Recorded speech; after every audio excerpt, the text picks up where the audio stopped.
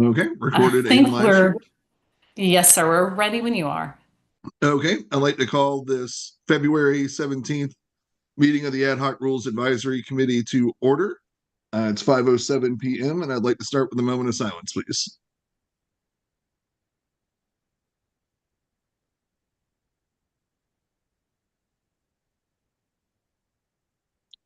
All right, thank you. First item on the agenda is approval of minutes. Move for approval. Second. All right, it's been properly moved and seconded. Is there any deletions, additions, commentary? All right, if not, all those in favor, please signify by saying aye. Aye. Opposers, nay. The ayes have it. Next up on the agenda is an ordinance to amend Chapter 2, Administration, Article 4, Boards and Commissions, Division 5, Commission on the Arts of the Code of the City of Charleston. I assume legal will weigh in on that. I was going to give a Okay. brief background on what we're trying to do here. This is the Arts Commission, though I want to just let it be known that we're looking at other commissions to do similar exercises too, but I figured I'd test it on this one primarily because I think most of the positions or seats, if you will, are long expired, except for a few that we did just recently. So provides the most opportunity for just a wholesale revamp. And what we're looking to do here is to kind of modernize the commission to where, and to do some formalization to it, so we're not trying to find members to serve on these. But on this one, we would actually look to give some specific organizations a seat on the board. And we've left it open and somewhat flexible, but I think there's a real need for a commission of all of our major arts organizations to kind of come together, talk schedule, talk logistics, talk how they can better collaborate. Generally speaking, I think they work well together, but I've found that, again, there's just not as much open dialogue between them that perhaps there should be. And I think the city and this commission in particular could be a real convener of that. That's the gist of it. All right. Thank you for that. Before we begin discussion, can I have a motion and a second so that we can begin discussion on that? Second. All right. It's been moved and seconded. Is there any discussion on this item? I agree, Mr. Mayor. As we've discussed previously, we have just a plethora of boards and commissions in the city that I think, much like I was a history major, a lot of the organs of the Roman state continued to hang around long after they were any type of useful. Nor did they get reformed in many regards. So I think this is good that we clean this up every once in a while and just see which boards and commissions are kind of actually contributing, and if their membership makeup is what's in the best interest of the citizens and how we want people to serve. Yeah. Is there any further discussion on this item? I've got one question, Mr. Chair. Yep. Councilmember Tinker. Maybe I'm misreading something here, but the membership says 2 council members, 13 members representing the local arts organizations, and 4 at-large members. So I mean but it's 20 members. Is expected that there are other just sort of? I think there's in the city of Charleston employee. That's the 20. There's an employee. Okay. Okay. Well, then that's what I'm missing. Then let's see. You got your calculator out there? No, I'm just looking. Maybe I have an older version. Well, okay. Well, if it adds up to 20, that works for me. Yeah, we have a promising candidate, just as an FYI, for the office, for the director of Office of Cultural Affairs, that we will let you all know on here shortly. I think we're extending an offer, but could be a really great addition and help really get this kicked off in a very meaningful way. And just as an FYI too, I've talked to a lot of these art organizations about the concept. They are very supportive of it. So I think it could be very productive and helpful. So I just had a quick question. So with 20 members, what are we going to say is the quorum to conduct business? Because normally it would be 11. I'm sorry, what was the question there? So if we have 20 members, you would need 11 technically, because you need half plus one to conduct business. So is there anything that just because we have some commissions that can never make quorum, I don't want to see this be one of them. Now, my message to these arts groups, because we fund a lot of them, is this is a mandatory thing. You need to go. This is voluntary, but really not voluntary, because if we're funding these and contributing ATOX dollar or whatever to them, I think it's pretty a reasonable request. But I think we should certainly define what the quorum would be here. I mean, 11 seems to be the right number, right? Right. Yeah, because quorum is up to us to define what constitutes the quorum for them. It's just traditionally under Robert's rules, it's half plus one. Well, I'm not going to question you on that. So yeah. But if it becomes a problem, we can address that at another time. All right. Hearing no further discussion, I'll call the question. All those in favor, please signify by saying aye. Aye. Aye. Opposers, nay. Ayes have it. Next up on the agenda, my phone will cooperate in showing it to me. Next up on the agenda is an ordinance to amend Chapter 2, Administration, Article 2, City Council, Division 1, generally in modifying Section 2-24, Adoption of Ordinances of the Code of the City of Charleston. This one I'll turn over to Julia or to Jennifer or to Maggie or to Melissa. Well, I guess so.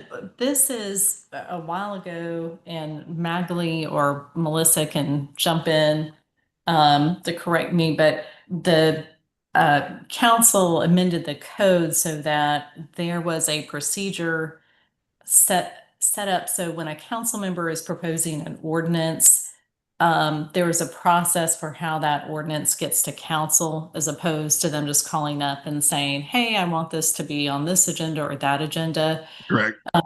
And so what we wanted to do is establish the same process for resolutions as well. I mean, typically, a resolution proposed by a council member is usually to honor someone who maybe has passed.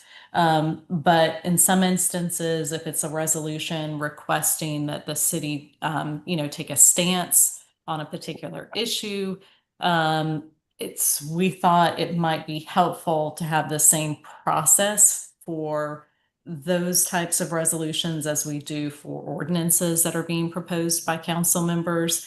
And so all this is doing is basically including resolutions in the part of the code that is already addressing ordinances proposed by council members. Yeah, I'd move for approval on this one. This is we're across the city, we're trying to establish some protocols and processes and procedures. This is just an example of that would apply obviously to council members. It's not trying to make it overly burdensome. It's just, just so that we don't have, we have a process, frankly, that's cleaner. So I move for approval, Mr. Chairman. All right. Is there a second? I'll second. All right. It's been moved and seconded. Is there any further discussion? And I agree, especially the asking the city to take a stance should be a vetted position. So it makes sense that it would need to move through the committee process and that type of thing, rather than it just going straight on an agenda. So that makes sense to me. Mr. Chair, Yeah, I mean, I guess maybe it just kind of will work out on its own. I mean, I know just in the last year or so, we had a situation where, like with the Better Northbridge grant, we got we got word about the grant application, you know, and I guess a request to see whether the council would provide its support for it by a resolution. I mean, 2 weeks before the deadline for the grant. So, I mean, I guess, I guess, Mr. Mayor, I mean, this is something that you can route through your office if necessary. But I mean, I just foresee some situations where we have to move faster than a couple weeks, maybe. Yeah, as y'all are aware, we've done that with some things for the council agendas. So it's not there are options for things that need to be expedited in that case, but it does send a signal to folks that, we are deliberative. We're not just going to, we do get a lot of things that are rushed, and it's good for us to say, look, no, we have a process, and this is a lot more helpful to staff in particular, where they've got to all of a sudden drop everything and try and address something. But when there's a situation like the resolution for Northbridge, as you point out, I mean, there are ways to get it on the agenda in an expedited way, but that would be the exception to the rule. Yeah, and I think also it doesn't preclude, because it's the mayor's prerogative, as the one who sets the agenda, that he can place it on the agenda for expedition. But generally, this is just talking about the council members. So, as an example, if Councilmember Appel wanted a resolution talking about speeding up the Avondale intersection improvements, and Councilmember Tinkler wanted a resolution on ending the suicide merge, and instead of just asking for that to come onto the agenda, those would go to traffic and transportation for deliberation, versus something that's of an expedient nature. The mayor maintains that prerogative to place it on the agenda, and that's not being abridged here. If that makes sense. Yeah. Well put. I've got a quick question on this. Is there like a designated point of contact within the staff that we ought to direct this to help kind of streamline requests? Resolutions would go through the clerk's office generally. Yeah, I mean, that's always who Jennifer, thank you. You've always been great. But I just wanted to confirm that was the process still moving forward. But sounds good. Yeah, I think that makes sense, Councilmember Rappel, that it would go to the clerk's office, and then they would alert the chairman of the committee, so that as the agendas are being prepared for the committee meetings, that can be under consideration. And again, as long as they're not of the time sensitive nature, which the mayor maintains that prerogative, then if it gets handled, whether it's at the next meeting or the following meeting, the chairman can determine that. And if it is if any council member wants it to be expedited, I mean, obviously I talk with all of you on a pretty regular basis, and with the clerk pretty regularly as well. So I think those instances can certainly be addressed. All right. If there's no further discussion, I will call the question. All those in favor, please signify by saying aye. Aye. Aye. Aye. Opposers, nay. The ayes have it. And who was the motion and second again? I'm sorry, just to make sure I've got it. Sorry, my dog's yelling. So, It was not him. I'm sorry, who was the I motion? think I made the motion. Chairman Brady seconded. Appel seconded. Great, thank Appel you. seconded. Okay. Yep. and Is there Mr. Chair, anything else? If I will point out, there is a deadline to apply for this, a new grant for the Northbridge, which I think is coming up in about a week. So, but I don't know if we're going to actually do a resolution this year. So, It's on my agenda. we going to do a letter? Yeah. Awesome. All right. Was there anything else for the good of the order that anybody wants to bring up? I appreciate it. The only thing for the record, I want to just reiterate that we will be, in all likelihood, coming back perhaps with a larger package for some of the other boards and commissions for consideration. Each one's slightly different, but just wanted to go on the record that this is something that we're looking at, not just for Arts Commission, but a few other ones as well. Yep, makes sense. All right. If there's nothing else to come before us, I will call us adjourned at 5:22.